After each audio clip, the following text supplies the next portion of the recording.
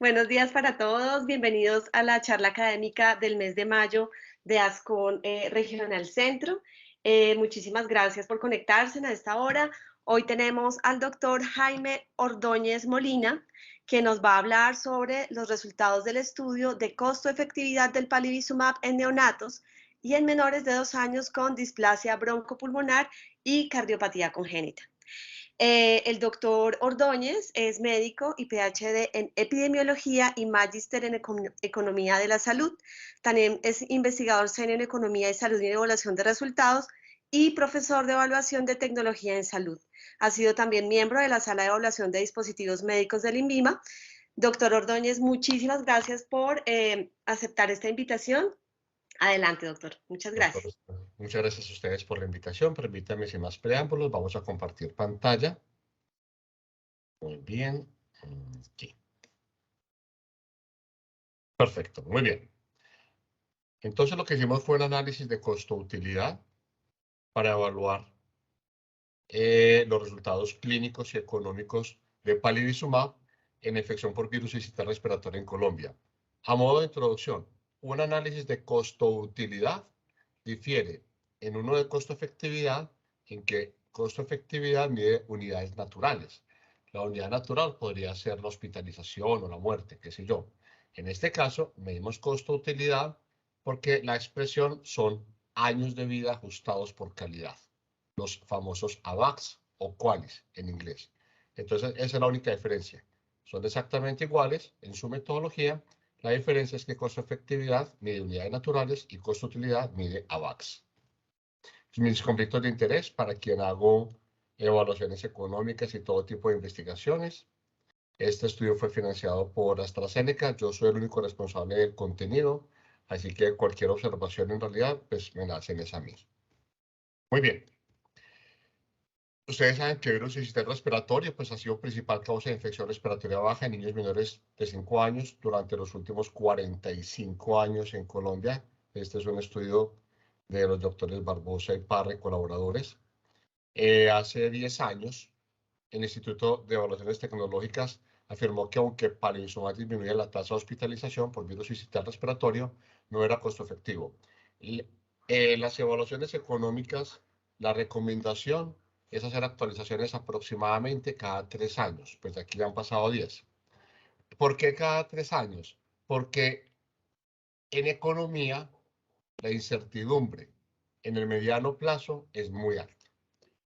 Usualmente una evaluación económica tiene una vigencia de solo 3 años porque en 3 años puede cambiar mucho el panorama económico. Piensen nomás en la situación económica del país hace 20 años, la tasa de inflación y vean las tasas de inflaciones que tenemos ahora. Solo para que tengan un ejemplo sencillo. Entonces ya pues 10 años está más que pasado de hacerlo y esto no son más que suficiente para realizar una nueva evaluación económica. ¿Por qué cambia tanto? Sobre todo porque los costos hospitalarios siempre tienden a subir de mayor forma que el resto de la inflación. Cuando ustedes ven el IPC general, siempre van a ver que el IPC en salud aumenta más que el resto del IPC. Y estos aumentos se suele dar básicamente porque al cambiar estos costos de atención hospitalaria que suelen darse por modernización de las tecnologías en los hospitales, pues obviamente se generan mayores costos para los sistemas. El objetivo de este estudio es estimar el valor. ¿Qué es valor? Valor es lo que recibimos de un bien, costo es lo que pagamos, pero valor es lo que recibimos. Entonces, queremos estimar el valor de palivizumab en la prevención de la infección por VSR en, como nos dijo la doctora, neonatos prematuros, lactantes con displasia broncopulmonar y cardiopatía congénita en términos de disminución de eventos hospitalarios y de prevención de sibilancias recurrentes. ¿Quién es la población base de nuestro estudio? Tenemos 3 poblaciones base. Eso significa que en realidad tenemos 3 estudios acá, porque si me cambia la población base, me va a cambiar las eficacias. Entonces, en este orden de ideas tenemos 3 estudios. Uno para neonatos con 35 semanas de gestación o menos y que tengan 6 meses de edad o menos al momento del diagnóstico. Otro para lactantes de 24 meses de edad o menos con displasia broncopulmonar que hayan requerido tratamiento médico continuo.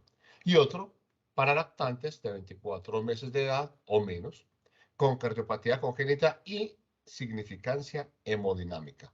Entonces vamos a ver 3 resultados diferentes. Eso es lo que se llama, en economía de la salud, un análisis de heterogeneidad. Pues no podemos asumir una eficacia promedio, ni siquiera podemos asumir unos costos promedio. Pues los costos de atención de hospitalización de un niño con cardiopatía congénita superan a estas otras 2 poblaciones.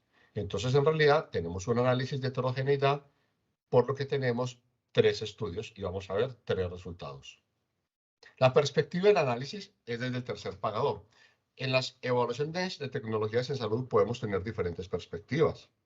Yo podría hacer una evaluación económica desde la perspectiva del hospital. Es una escuela que ha cogido mucha fuerza en los últimos años, especialmente en España, evaluaciones tecnológicas intrahospitalarias.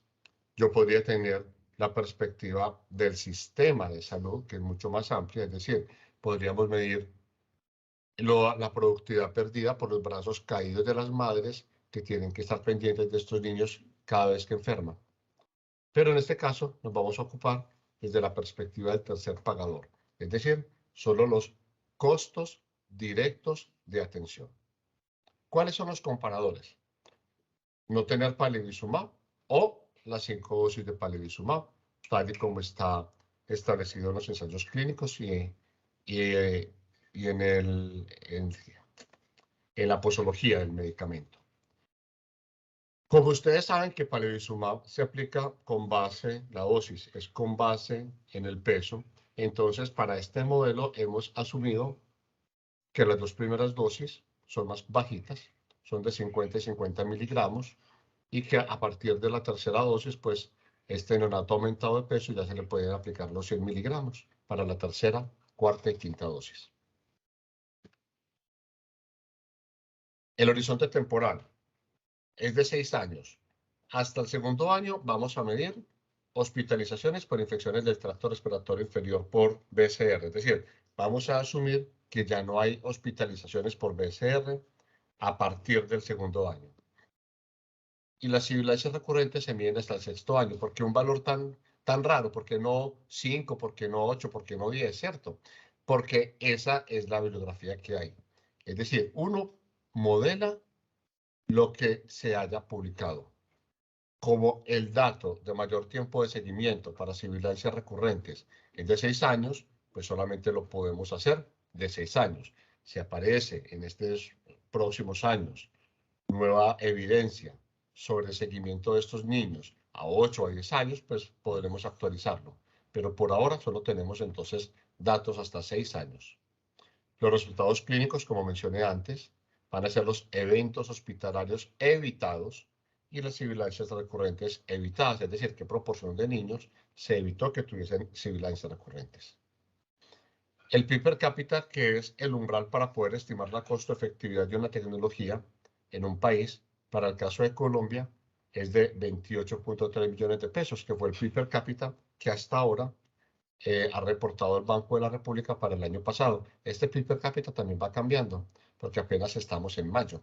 Y el banco todavía no ha acabado de revisar toda la información del año pasado, así que es probable que vaya aumentando un poco, pero por ahora trabajaremos con este PIB per cápita, que es el oficial del Banco de la República. Este es nuestro modelo, es un árbol de decisiones, es bastante sencillo. Los niños tienen la posibilidad de recibir 5 dosis de palivizumab o de no recibirla. Los eventos, obviamente, son los mismos en cada lado. Lo que cambia es la probabilidad de que se presente. Es decir, si un niño no recibe palivizumab, una proporción de ellos pueden enfermar a pesar de no recibirlo y otros van a enfermar. Eso mismo va a suceder en la rama de abajo. Lo que pasa es que la probabilidad de no enfermar del que lo recibe, pues obviamente es mayor del que la recibe. Pero los eventos son los mismos en ambas ramas, solo que las probabilidades sí son diferentes. Si un niño enferma, solo tiene 2 posibilidades: se hospitaliza o no se hospitaliza. Bueno, también hay otra posibilidad que no la incluimos en el modelo, y una vez les digo, que es la probabilidad de morir. aunque los niños con virus sincicial respiratorio obviamente tienen una probabilidad de morir, puede ser más baja que el de influenza, por ejemplo. No lo hemos querido incluir en el modelo como para no generar más ruido del que ya se genera, porque como vamos a ver, la costo-efectividad pues, es bastante alta. Entonces, esto es bajo el supuesto de que nadie fallezca. Si falleciesen niños, lo cual en realidad sucede, la costo-efectividad obviamente sería aún mucho mayor. Entonces, esto es bajo el supuesto de que nadie fallezca. ¿Por qué lo hicimos así? Porque recuerden que la perspectiva es desde el tercer pagador. Para el tercer pagador, el lenguaje más importante es el económico. Entonces, al final del día, el pagador no es que no le preste atención a los niños que fallezcan, pero sí se va a enfocar más en el lenguaje económico, es decir, en cuánto me puedo ahorrar por evitar estas hospitalizaciones. Entonces, el caso de la tasa de muerte no va a ser un argumento central para un pagador. Va a ser más central el del ahorro que se genera por las hospitalizaciones y por eso de forma deliberada lo hicimos así. Entonces, no estamos considerando muertes a sabiendas de que hay muertes. Entonces, los niños tienen dos posibilidades, se hospitalizan o no se hospitalizan. Y independientemente de cualquiera de las dos, hay probabilidades de que tengan o no tengan sibilancias recurrentes. Estas sibilancias recurrentes dependen de la probabilidad de infectarse, pero no de la probabilidad de estar hospitalizado. Un niño puede tener virus sincicial respiratorio, no requerir hospitalización y a pesar de eso, desarrollar sibilancias recurrentes. ¿Con qué eficacias trabajamos? Entonces tenemos tres estudios diferentes. Lo primero que necesitamos es la probabilidad de hospitalizarse si no se recibe palivizumab. Lo primero que uno hace en cualquier evaluación económica es identificar la historia natural de la enfermedad sin el uso de la tecnología de interés. Entonces, cuando no utilizamos palivizumab, la probabilidad o la tasa de hospitalización por virus sincicial respiratorio va a ser 34.9%. ¿De dónde sale este dato? Del estudio Sentinel. En los lactantes con displasia broncopulmonar baja un poquito. Digamos que la de los neonatos pretérmino, que es más o menos 35, que más o menos una tercera parte, es decir, 1 de cada 3, esa probabilidad me baja a 1 de cada 4 en los niños con displasia. Y en los lactantes con cardiopatía congénita me baja aproximadamente a 1 de cada 5. Entonces, una forma práctica pues, de aprendérselo es 1 de cada 3 pretérminos se hospitalizará, 1 de cada 4 lactantes con displasia y 1 de cada 5 lactantes con cardiopatía congénita. La eficacia de palivizumab. Los estudios IMPACT-RSB, el estudio IMPACT-RSB tuvo dos poblaciones diferentes. Prematuros menores con 35 semanas o menos y los niños con displasia broncopulmonar. En los primeros, la eficacia es muy alta, 78.1%. En los segundos, baja a 38.5%, aproximadamente la mitad de eficacia que en los primeros. De todos modos, 38.5% no es desdeñable. Lo que pasa es que 78.1% es una eficacia muy alta. Y en los niños con cardiopatía congénita, en el estudio Cardiac Synergies, la eficacia es de 45.3%. ¿Cómo se distribuyen estos niños cuando se hospitalizan? ¿Por qué tenemos que distribuirlos? Porque esto va a depender del costo de hospitalización. UCI y UCE pues vale más o menos lo mismo, porque sabemos que intubarlo no va a cambiar el costo de atención, pero de todos modos es importante tenerlos así porque así es como nos lo reportan los investigadores. Entonces, con base en un estudio del doctor Piñeros y colaboradores, ellos nos reportan que se le distribuye 41% en UCI, 12% en UCE, 47% en sala general, muy similar al Sentinel-1, al de Anderson. El de Anderson nos coloca un poquito más niños en cuidados intensivos, pero la diferencia no es importante. Así que lo trabajamos con este que es el dato del doctor Piñeros y colaboradores, que es un dato local. El promedio anual de hospitalizaciones por recaídas por virus sincicial respiratorio son 2.5 hospitalizaciones anuales. Esto es bien importante porque el estudio IMPACT hace el seguimiento para medir la eficacia y el niño, cuando tiene la primera hospitalización, sale del estudio. Y eso se nos convirtió en un problema, porque si ellos lo sacan del estudio, pues no vamos a saber al final cuántas veces se hospitalizó. Es decir, ya sabíamos que se hospitalizó. Entonces nos tocó buscar otra información. Por fortuna también tenemos información local, donde nos reportan que estos niños nos hacen exactamente 2.52 hospitalizaciones anuales. Habrá unos que hagan más, obviamente, habrá niños que puedan hacer 3 o 4, habrá otros que solo hagan una. Esto es un promedio. Y el riesgo de sibilancias recurrentes por causa del virus sincicial respiratorio es de 23.9%. Tenemos entonces dos estudios con datos similares. El de Carol tiene mucho más tiempo de seguimiento.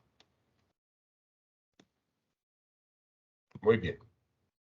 El promedio ponderado de cada hospitalización, también tenemos datos locales, es de 9.9 millones, casi 10 millones de pesos. Habrá niños que cuesten más, habrá niños que cuesten menos. Obviamente, los que estén en sala general, pues van a costar menos. Pero el niño que se me queda en la UCI, se me complique, tiene más cosas, pues me va a costar más. Este es un promedio ponderado y nos da entonces casi 10 millones de pesos. Los que tienen cardiopatía nos van a costar más por dos cosas. En primer lugar, este niño suele tener un tiempo de hospitalización un poco mayor que a los otros dos, es decir, que los pretérmino y que los que tienen displasia. Y además, en estos niños se hacen más exámenes diagnósticos, obviamente dirigidos a la parte cardiovascular que en los otros niños, y eso obviamente pues me aumenta los costos. El promedio anual del tratamiento de las sibilancias. ¿Qué es el tratamiento anual de las sibilancias? Estos niños hacen 4.5 recaídas aproximadamente anuales. En algunas de esas se pueden manejar ambulatoriamente. Otras van a requerir ir a urgencias y en otras hay que hospitalizarlos. Entonces, esas 4.5 recaídas, el tratamiento sin recaídas es muy barato. Eso podrá tener inhaladores y no todos los tendrán. Pero cuando hace recaídas es donde se descompensa el costo. Entonces, y como son tantas, 4.5, entre las que ameritan hospitalización y atención en urgencias, pues obviamente son las que van a jalar más el gasto. Y esto puede, como saben, puede ser más alto, pero obviamente más bajo en otros. Este es el promedio, 3.8 millones al año. El SISMED nos dice que una ampolla de 50 miligramos de palivizumab cuesta 1.378.000. Y la de 100 miligramos, 2.740.000. Los QALYs. ¿Qué son los QALYs? Un QALY es una medida teórica, le decimos también utilidad. La utilidad es una medida teórica, es lo que obtenemos por estar en perfecto estado de salud durante un año. Cuando estamos en perfecto estado de salud durante un año, obtenemos un QALY. Eso es prácticamente imposible. De hecho, hay bastantes estudios que han mostrado cómo a partir de los 25 años casi nadie tiene un QALY. Es decir, podemos decir técnicamente que el envejecimiento empieza a los 25. ¿Por qué? Porque habrá alguna dolencia, por pequeña que sea, que empieza a los 25 y no es que la calidad de vida se acabe, no, solo que ya no tiene 1, es decir, puede tener .99, .98, pero ya no tiene 1. Entonces, cuando un niño se infecta con VSR, pero no se hospitaliza, sus QALYs anuales son .95. Cuando se hospitaliza sin complicaciones agudas, .88. Cuando ingresa a la UCI sin complicaciones agudas, .73. Y cuando ingresa a la UCI con complicaciones agudas, le baja a .51. Nadie ha estudiado los QALYs generados por las sibilancias. Entonces nos sentamos con algunos colegas de ustedes, les preguntamos que si podríamos homologarlos al asma y ellos estuvieron de acuerdo. Entonces cada vez que un niño tiene una recaída, una exacerbación por estas sibilancias, ellos pierden 0.087. Recordemos que tienen 4.5 al año, entonces claro, habría que multiplicar 0.087 por 4.5 recaídas al año. que eso les afecta mucho la calidad de vida. Muy bien. Recordemos entonces que tenemos 3 evaluaciones, por tanto vamos a ver resultados distintos para cada una de las 3 poblaciones. Entonces, en un caso base de un niño prematuro con 35 semanas o menos, aplicarle estas 5 dosis de palivizumab, que son 400 miligramos, 2 de 50 y 3 de 100, les van a costar casi 11 millones de pesos. Cuando no lo aplicamos, entre las hospitalizaciones y las recaídas por las sibilancias recurrentes, nos va a costar 19.4 millones. Y en los niños que sí recibieron palivizumab, de todos modos, pues obviamente hay una proporción de ellos en los cuales no se alcanza la eficacia esperada. Eso nos va a costar casi 1.200.000 adicionales. Es decir, en total, los niños que no reciben palivizumab van a tener 19.4 millones de costos durante 6 años. Estos son 6 años. Y 12.1 millones los que sí lo reciben. El diferencial de cuáles, pues obviamente genera más cuáles recibirlo que no recibirlo. Como decía Pambelé, es mejor ser rico que ser pobre. Claramente, el que reciba palivizumab pues va a tener mejores resultados. La diferencia, la pregunta es ¿cuánto? Pues hay un diferencial de 0.124, que es un diferencial pues importante en una criatura de estas. Pero lo más importante obviamente para el sistema es que por cada niño que recibe las 5 dosis de palivizumab, se genera un ahorro de 7.3 millones de pesos. Podemos decir entonces que palivizumab es una estrategia dominante, es decir, es costo ahorradora, porque nos genera mejores resultados y menores costos en los niños con 35 semanas o menos. En el caso de los niños con displasia broncopulmonar, obviamente el costo va a seguir siendo el mismo, pero fíjense que las hospitalizaciones y sibilancias me van a costar más que los anteriores. ¿Por qué? Porque recuerden que la eficacia de palivizumab es menor en esta población. Por tanto, ya se me va a subir a 13.4 millones. Y las hospitalizaciones y sibilancias en estos niños son menos que los anteriores. ¿Por qué? Porque recordemos que la probabilidad de hospitalización de ellos es menor. Recuerden que los menores de 35 semanas eran 1 de cada 3 y aquí es 1 de cada 4. Pero a pesar de que el riesgo de ellos es menor y la eficacia es menor, sigue habiendo un diferencial, obviamente un diferencial menor, pero sigue habiendo un diferencial en los cuales, y también hay un ahorro menor, pero sigue habiendo ahorro. Entonces, en los niños con displasia broncopulmonar, que reciben las 5 dosis de palivizumab, por cada niño se genera un ahorro de 843.000 pesos. También es dominante porque me generó más cuáles y menos costos que los que no lo recibieron. Y por último, los niños con enfermedad cardiovascular congénita, con cardiopatía congénita. Entonces, nuevamente, me van a costar todavía más. ¿Por qué? Porque el riesgo, la atención hospitalaria de ellos es todavía más costosita. Estos niños, con las 5 dosis de palivizumab, le cuestan 13 millones y medio. Pero cuando no lo reciben, recuerden que la atención de ellos es más costosa. Me van a costar 18.8 millones. Nuevamente, recordemos que el riesgo de hospitalización de ellos es todavía más bajo, es 1 de cada 5, pero a pesar de eso me sigue generando ahorros. Me sigue generando ahorros, nada desdeñables. Por cada niño que recibe las 5 dosis de palivizumab, se genera un ahorro de 5.3 millones para el sistema. Y obviamente pues me genera más cuáles recibirlo que no recibirlo. Nuevamente es dominante. Genera más ahorros en los niños con displasia broncopulmonar, en los niños, perdón, prematuros con 35 semanas o menos, seguidos de los niños con cardiopatía, seguidos de los niños de displasia.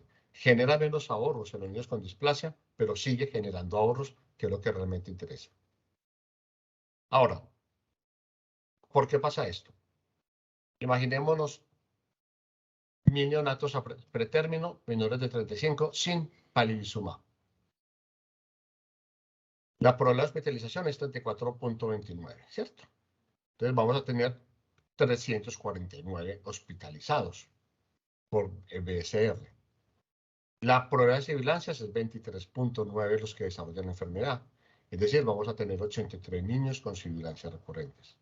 Pero si estos 1000 niños recibieran palivizumab con una eficacia, recordemos que en los pretérminos es de 78.1, que eso es muy alto.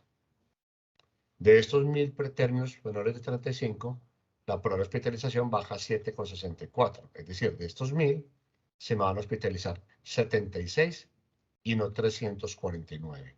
Esto no solamente es importante en términos económicos, en términos clínicos, pero también hay algo que es muy importante considerar, y es que vivimos en una región del mundo que es relativamente pobre, de medianos y bajos ingresos, donde nuestros hospitales no pueden crecer como quieran en unidades de cuidados intensivos. Entonces, si podemos evitar la hospitalización en un solo grupo de 1000 niños, aquí estaríamos evitando la hospitalización de unos 275 aproximadamente. Si podemos evitar la hospitalización de 275 niños, son 275 entre salas generales y unidades de cuidados intensivos que podemos utilizar en la atención de otra parte de la población que van a necesitar esos servicios por alguna patología que no es prevenible. Así que si podemos prevenir el ingreso de estos niños, pues nuestros servicios de atención obviamente podrán ser más oportunos. Con una probabilidad de sibilancia de 23.9, vamos a tener solamente 18 niños con sibilancias recurrentes. Entonces, básicamente, con una alta eficacia, pues claro, voy a lograr evitar que ingresen los niños a hospitalización, que es donde se me genera el gasto alto. Entonces, estas 5 dosis de palivizumab son una estrategia costo-ahorradora, es decir, dominante para prevenir BSR en los neonatos pretérmino con 35 semanas o menos, los lactantes con displasia y con cardiopatía congénita. Y esto pues explica por qué en los ensayos clínicos se ha mostrado su superioridad sobre no usarlo en diferentes tipos de población con riesgo. En la medida en que haya más recursos de atención en salud en los hospitales para mejorar las condiciones clínicas de estos niños, los costos de atención intrahospitalaria también van a aumentar. Eso es lo normal. Lo normal es que los costos intrahospitalarios siempre van a aumentar porque tenemos más y mejores tecnologías intrahospitalarias, afortunadamente. Pero obviamente esos costos le van a pegar al final del día al pagador. Obviamente la prevención de estas sibilancias recurrentes que afectan a estos niños, pues va a mejorar su calidad de vida y por tanto pues disminuir los costos de atención en salud, porque son 4.5 recaídas anuales que podemos evitar. ¿Qué fortalezas tenemos este modelo? Lo primero es que hemos tenido la fortuna de que sus colegas han hecho varias publicaciones. Tenemos un grupo importante de colegas suyos que han publicado evidencia del mundo real, tanto datos clínicos en estudios descriptivos como datos económicos. Y esto pues obviamente nos facilita poder hacer este modelo. Estamos andando sobre hombros de gigantes que nos han facilitado a través de sus publicaciones y sus juiciosos estudios esta información. Otra fortaleza del modelo, por tanto, pues está representando costos reales del país que sus colegas ya han evidenciado. Tenemos un análisis de heterogeneidad, es importante, es decir, no tenemos un valor de resumen, podemos separar la eficacia, podemos separar el diferencial de los resultados económicos en cada población, eso es importante, es decir, porque son poblaciones heterogéneas. Y por tanto, un análisis de heterogeneidad pues nos da más transparencia y mayor robustez al modelo. ¿Qué debilidades tenemos? Pues solo tenemos costos directos, como les dije antes, porque es un modelo que se enfocó en la perspectiva del tercer pagador. No tenemos costos indirectos de brazos caídos de las madres. Esta es una enfermedad que genera inequidad de género, y no es porque enfermen más niñas que niños, sino porque las cuidadoras suelen ser las mamás. Esto obviamente va a generar una inequidad de género importante, y es algo pues que debe hacerse en modelos que se hagan a futuro. Lo que pasa es que este solamente se enfocó en el tercer pagador, pero un modelo desde la perspectiva social debe evidenciar claramente el impacto económico que tiene sobre estas madres que tienen que llevar a los niños a urgencias y estar pendiente de su enfermedad. Como les dije antes, el modelo asume que no hay aumento en la tasa de letalidad, sabemos que no es cierto, pero como les dije, lo hicimos porque el lenguaje principal del pagador en este caso es económico, y no es que no le importen las muertes, pero claramente no queríamos desviar la discusión del pagador sobre el tema de las muertes que se podrían evitar, que en algún momento nos lo fuera a minimizar. Otra debilidad es que el tiempo de seguimiento es de solo 6 años. Algunos de sus colegas nos han dicho que eso dura mucho más, pero desafortunadamente no contamos con información más allá de 6 años. En conclusión, 5 dosis de palivizumab son una estrategia costo ahorradora para prevenir BCR en neonatos pretérminos de 35 semanas o menos, lactantes con displasia broncopulmonar o cardiopatía congénita en Colombia.